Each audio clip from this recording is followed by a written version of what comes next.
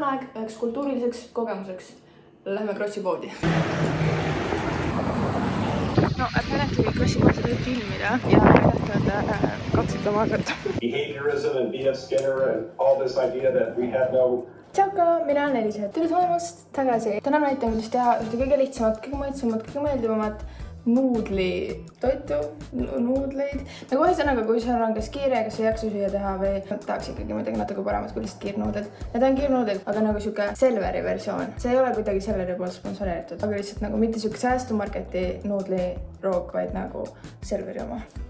Aga enne, kui me selle videoga alustame, siis ma tahan rääkida sellisest asjast, et reaalselt kohe on pool aastat 2024. aastast läbi. Haige mõelda. Ma olen pikka aega tahtnud korraldada mingit sellist väikest kommuuniüritust läbi neti, kus me saame kõik kas mingi Zoomis või kuskil kokku ja teeme mingisugust rituaali koos. Ja selleks oleks suurepärane hetk nüüd juulis, et saame kokku ja paneme intentionid ja eesmärgid ülejäänud aastaks. Teeme mõnda toredat asja koos, siuke väike energiakogu, mis me seal loome, saab meid siis ülejäänud aastas endaga kaasas ka. Selle ürituse eesmärk oleks see, et sa saaksid inspiratsiooni, motivatsiooni, oma eesmärgid selgemaks, oma intentioni selgemaks, selle suuna, kuhu sa elus tahad minna ja et sa saaksid kõigest, mis sa teed, rohkem naudingut. Kui sa sind kõnetas, siis vaata alla descriptionisse, ma olen sinna pannud rohkem detaile ja ma loodan väga, et me näeme juulis.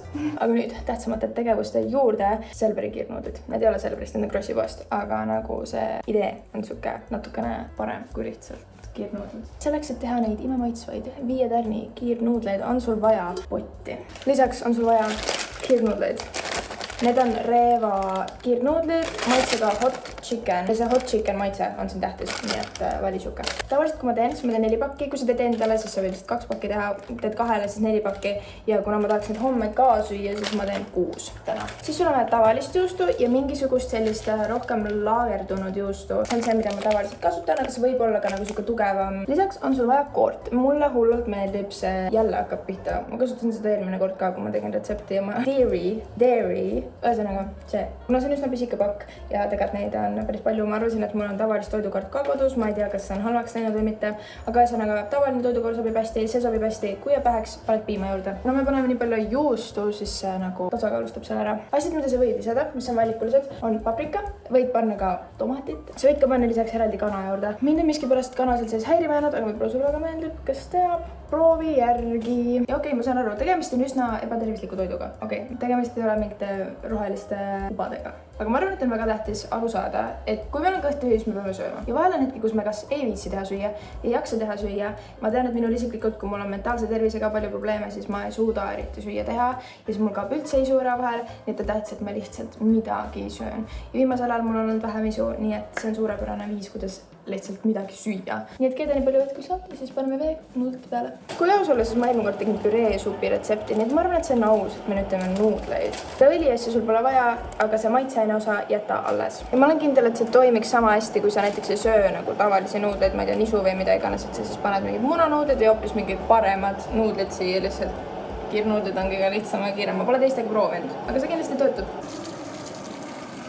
No nii, leiab pann, samal ajal kui need seal natukene pehmenevad. Ma ei tea isegi, kuidas selle kohta öelda. Paneme panni madalale kuumusele. Appi, ma unustasin seda ka mainida, et võid on vaja. Sorry. Paned võid pannile. Te ei pea kasutama võid, aga lihtsalt see lisab täiega juurde. Samal kui ma siin süüa teen, siis ma mõtlesin, ma vastan mõnele küsimusele, mis mul on confession boxi vahepeal tulnud. Kui sa tead, mul on selline asi nagu confession box, kuhu sa saad anonüümselt igast asju kirjutada, midagi küsida, jagada midagi enda südamelt ja siis ma arutan nende üle, äkki aitan, kui kuidagi saan. Saame jagada üksteisega oma rõõmusid ja muresid. Appi, kena ma ei mäleta, kas ma olen seda ette lugenud, ma ei mäleta, aga kui olen juba ette lugenud, siis ma loen selle uuesti, sest et see oli nii armas. Ma tegin ühes videos meditatsiooni, viisin ise läbi. Kirjutati siia, et ma pole ammu peale ühtegi meditatsiooni tundnud sellist rahulolu ja õnnetunnet. Meditatsiooni lõpus hakkasin isegi omaette naerma sellele, kui rõõmus ma olen. Aitäh sulle andmast ning jagamast seda imelist kogemust. Kindlasti ootan ning soovin väga kaasa teha ka tulevastes meditatsioonides. Äkki sellist päeva. Nii armas. Mul on nii hea meel. Mul on tõesti nii hea meel. Ja täpselt selline vibe ja ma arvan, et sarnast asja me teeme ka selles rituaalis, mis ma juulis tahaksin läbi viia. Nii et vaata see kindlasti üle.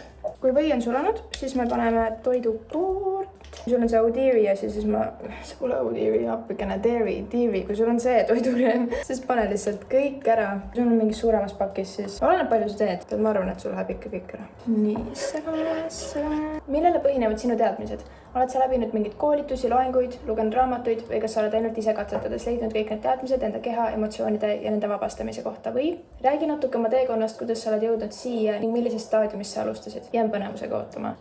Ma tean seda, et juba väga väiksest peale ma märkasin, et mul oli hästi raske kuidagi enda kehas eksisteerida. Mul oli hästi palju tugevaid emotsioone, mul oli hästi palju ebamugavust, siuksed ebameeldivad tunded. Ma olin alati hästi tundlik, mul olid probleemid mingite asjadega, millega ma tundsin, et teistel lastel ei olnud. Ma lihtsalt olin rohkem introvertsem, hoidsin rohkem eraldi, tegin oma asju. Aga mis mulle väga meeldis, oli ratsutamine. Ma hakkasin vist 10-aastaselt ratsutama ja üks hetk, kui ma sain mingi 13 ja 14, siis ma sain endale oma hobuse. Ma tegin endale lubadused, kõige esimene hobune, kelle ma endale saan, on minu forever horse, ehk siis ma ei müü teda mitte kunagi maha, see on see hobune, kes mulle alatiseks alles jääb. Aga asjaolud kujunesid nii, et mul ei jäänud muud võimalust, kui ma pidin ta ikkagi maha müüma. Ma arvan, et oli minu oma reaalselt aasta-2. See trigerdas minu emotsionaalsus mingi täiesti uue tasandi, mis ma ei teadnud, et varem seal eksisteerib. Kuidagi kõik toimus väga korraga. Mul hakkasid paanikahood ja igasugused kohutavad mõtted ja mul oli väga raske eksisteerida. Ma ei teadnud sellest teemast väga midagi, see lihtsalt kõik tundus väga hirmutav, väga raske, väga keeruline. Ma ei saanud sellega üldse hakkama. Mis kõige hullem oli see, et ma ei tahtnud, et mul hakkaks parem. Ma tahtsin eksisteerida selle valu käes, sest mul oli miskipärast tunne, et ma väärin seda. Õnneks mu vanemad väga proovisid mind aidata ja väga otsida viise, kuidas nad saaksid mulle abiks olla, aga nad ei saanud, sest et ükskõik kui palju sa tahad kedagi teist aidata, kui ta ise ei taha, et tal parem hakkaks, siis sa ei saa teda aidata. Ausalt öeldes ma ei mäleta sellest perioodist väga palju, sest et ma olin nii nagu kehast väljas. Ma ei mäleta põhimõtteliselt mitte midagi, aga ma tean, et üks hetk ma lihtsalt sattusin nii madalale ja kukkusin nii madalale, aga mul oli alati peas see väike hääl, mis oli nagu mingi, see pole kõik, on võimalus, et mul hakkab parem. Ja ma arvan, et üks hetk oligi see, kus mul sai nii villand sellest tundmisest lõpuks. Ma pidin seda nagu mingit aega tundma ja siis mul lihtsalt kopajata. Ma olin nagu, ma ei taha rohkem. Ma hakkasin psühholoogi kohta hästi palju uurima, ma hakkasin nagu ise abi otsima, hakkasin proovima. Tegelikult see oli see otsus. Kõige raskem kogu selle teekonna jooksul oli see otsus, et ma tahan, et mul hakkab parem. Kui ma tegin selle otsuse ära, siis pärast seda mul oli parem. Isegi kui ma polnud juba midagi teinud, mul läks põhimõtteliselt üleöö paremaks. Mul põhimõtteliselt üleöö lõppesid ära paanikahood, kui ma jõudsin sinna, et ma ei jaksa rohkem ja ma tahan, et mul hakkaks parem. Ja siis reaalselt mul hakkas vahepeal selle kastme juurde tagasi. Siin on praegu sees toidukoor ja maitseained. Ma panen siia natuke tavalist juustu ja siis seda Royal Gouda juustu, mis ma ostsin. Ma ei pane seda kogu asja ära, aga ma panen üsna palju. Ja üks hetk ma äkki räägin sellest loost nagu lähemalt, mis toimus, kuidas ma sellest välja sain, aga ausalt öeldes ma pean ise selle osaga endast natuke rohkem ühendust saama. Ma olen selle ausalt öeldes päris välja blokkinud, see oli lihtsalt väga keeruline aeg. Aga paralleelselt kogu selle emotsionaalse poolega juhtusid sellised asjad, et mul olid mingisugused füüsilised probleemid. Näiteks mul kadus 3 kuuks hääl ära. Ma käisin nii paljude arstide juures, eraarstide juures, ükskõik kus ma ei saanud abi. Ja selliseid juhtumeid oli lihtsalt palju, kus mul oli mingi füüsiline probleem ja keegi ei osanud mulle öelda, kus see tuli, miks see tuli. Ma saan aru, et tavameditsiin tegeleb sellega, et kui sul juba on probleem, siis me tegeleme selle lahendamisega. Nagu mitte kuidagi midagi pahasti taha öelda arstidele, selles mõttes, et nagu aitäh, ma olen nii palju abi saanud. Ma olen väga tänulik. Aga ma arvan, et mind huvitas lihtsalt nii väga see, et miks mingid asjad üldse tekivad. Mitte see, et mul on füüsiline probleem, nüüd ma lihtsalt tegelen selle lahendamisega, aga miks me ei ennetaks neid asju. Ja need ei tule ju lihtsalt ei kusagilt. Seda enam tihti ma ei saanudki neid kuidagi lahendatud, sest mitte keegi ei leidnud mitte midagi olnud mu kehas valesti, aga mul oli probleem. Ja mul tekkis tohutu huvi kogu tavameditsiini teaduse, alternatiivmeditsiini maailma kohta. Ma olen kuulanud 10, 100, ma ei tea kui palju podcast'e, väga palju podcast'e. Ma olen lugenud raamatuid. Ma võtsin eelmine aasta osa isegi aroomiteraapia kursusest, mis oli superäge ja laiendas nii palju mu teadmiseid. See naine, kes seda õpetas, esiteks ma tahan olla tema, kui ma suureks kasvan. Ta oli nii äge, ta oli väga teaduslik taust, ta oli väga tark naine ja me rääkisime üleüldiselt lihtsalt väga palju keha toimimisest ja see on minu jaoks nii põnev. Ja lihtsalt ma arvan, et kui sa hakkad sinna maailma sisse sukelduma, siis ta kuidagi ühte või teistpidi viib spirituaalsuse juurde. Sest kui me räägime sellest näiteks, et miks meil üldse asjad kehas tekivad, kust haigused tekivad, kuidas meie haigused on esimesena meie energia väljas ja kui me neid ignoreerime, siis nad alles muutuvad materiaalseks ja tekivad meie füüsilisse kehasse, siis see mingit pidi paneb rohkem mõtlema selle peale, et mis on siin väljaspool. Aga muidugi ma olen üleüldiselt alati väga dramaatiline olnud ja tänu sellele ma tunnen nii tugevasti seda maagiat, mis meie ümber on. Ma tunnen nii tugevasti energiaid, kogu seda asja. See on nii põnev mu jaoks. Ja sellepärast ma tahan seda nii väga jagada. Sest et siis, kui ma alustasin uurimist sellega, et mis mul viga on, siis ma ei teadnud, kui palju erinevat informatsiooni olemas on ja ma lihtsalt katsetasin ja ma proovisin. Ja mis mind sellel teekonnal nagu edasi viib, ongi see teadmine, et on inimesi, kes tunnevad sama, nagu ma tundsin siis, mis oli see, et ma ei suuda ja ma ei jaksa ja ma olin nii depressiivne, mul olid paanikahood ja mul oli tunne, et ma ei saa sellest mitte kunagi välja.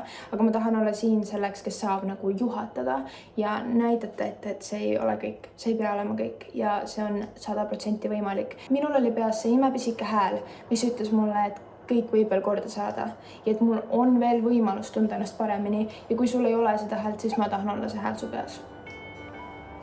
Aga praegu teen nuudleid. Ma panen natuke juustu juurde, mul on praegu umbes pool alles. Ja siis ma maitsen, siia juurde sa võid lisada sellist maitseainet, kui sul on nagu paprika maitseaine. Midagi sellist natuke spice'imat toimib siin suurepäraselt. Mul ei ole hetkel seda, aga ma olen märganud, et viimasel ajal, ma ei tea, kui ma teen seda, siis nendest tava maitseaine pakikestest juba tuleb, see on nii maitsekas, see on lihtsalt nagu perfektne maitsestus selle jaoks. Okei, viimane küsimus. Hei, mäletan, et jagasid ühes videos, et käid jõusaalis. Kas ja kui tihti see trenni seal teed ning kas alguses jõusaalis käima hakates ei olnud mingit hirmu/ärevust? Või kas sul oleks mingid nippe jagada, kuidas sellistest tunnetest vabaks saada? Kas tegid/teed trenni mingite kavade järgi või kus harjutuste jaoks inspot saad? Nii tore, et sa küsisid, aitäh sulle. Mul oli idee minna talvel jõusaali, sest et tahtsin lihaseid killer, no kõige. Ei. Ma ikkagi ei läinud jõusaali, kuna ei olnud lihtsalt see hetk minu jaoks, aga ma saan täitsa aru, mis sa mõtled. Kui sul on võimalik, siis ilmselgelt mine kellegagi koos, juba palju lihtsam. Kui sul ei ole kedagi, kellega koos minna, siis ära lase sellele ennast takistada, sest me peame tegema elus asju, mida me tahame teha, isegi kui keegi teine ei taha seda meiega teha. Seega, mida ma soovitan on see, et tee ennast enne võimalikult tuttavaks selle ruumiga, mis sind seal ees ootab. Ehk siis ma ei tea, oota, ma kohe otsin. Kui sa pole varem käinud ja keegi sinuga minna ei taha, siis ma arvan, et palju stressi tekitab see, et sa lähed sinna, sa ei tea, mida teha. Ehk siis tee enne eeltööd ja vaata, ma praegu panin YouTube'i näiteks, et how to use gym equipment for beginners ja siin on reaalselt videod sellest, kuidas keegi näitab nagu step by step, kuidas mingisuguseid kindlaid asju kasutada. Ja siis ma otsiks veel eraldi seda, et kuidas oma jõusaalis käiku üles ehitada, ehk siis mis need stepid peaks olema. Kui sul on enne võimalikult selge see, mida sa seal tegema hakkad, siis sul on hästi palju lihtsam sinna minna, hästi palju kindlam. Ehk siis juba see, kui sa paned oma peas paika, et davai, soojendus, trenn, venitus. Super, sul on juba põhikava koos. Sa saad enda jaoks juba selgeks mõelda, mida sa teed soojenduse ajal, mida sa teed venituste ajal ja siis hakka mõtlema, kuidas seda keskmist osa üles ehitada. Ma tean, et tehakse mingit nagu kindlat ringi nende masinate vahel või sa teed mitu nagu reppi ühe masina peal. Ma ei tea, ma ei ole seal maailmas ja ma ei oska liiga täpselt öelda. Ma olen kindel, et selle kohta on nii palju informatsiooni. Ma kirjutasin YouTube'i sisse what to do in gym ja siin on juba step by step beginner's guide to the gym. Vaata selliseid videosid, tee see endale selgemaks ja sul on nii palju lihtsam kohale minna. Nii spicy on see, mul on vist suht vähe seda kastet selle kohta. Lisaks lepi endaga kokku, et sa võtad hästi rahulikult kogu protsessi, siis sa lähed sinna. Ma ei hakka sulle valetama, et mitte keegi kunagi ei vaata, see enda ei mõtle su peale, ei. Aga kui keegi vaatab su poole ja isegi mõtleb ükskõik, mis ta mõtleb, siis 2 minuti pärast ta mõtleb juba iseenda probleemide peale, ta mõtleb selle peale, mida keegi temast mõtleb. Mitte kedagi ei huvita. Ehk siis võta oma aeg, võta rahulikult ja ära sea endale neid hästi kõrgeid eesmärke, mis on see, et nüüd ma lähen ja mul full on suurepärane trenn, esimene kord sa võid minna, esimene kord ja lihtsalt nagu midagi teha. Kui sul on sõpru, tuttavaid, pereliikmeid, kes on lihtsalt käinud jõusaalis, küsi enda käest nõu ja küsi abi ja ma olen kindel, et sa saad suurepäraselt hakkama. Olgu, panen selle kastma siia.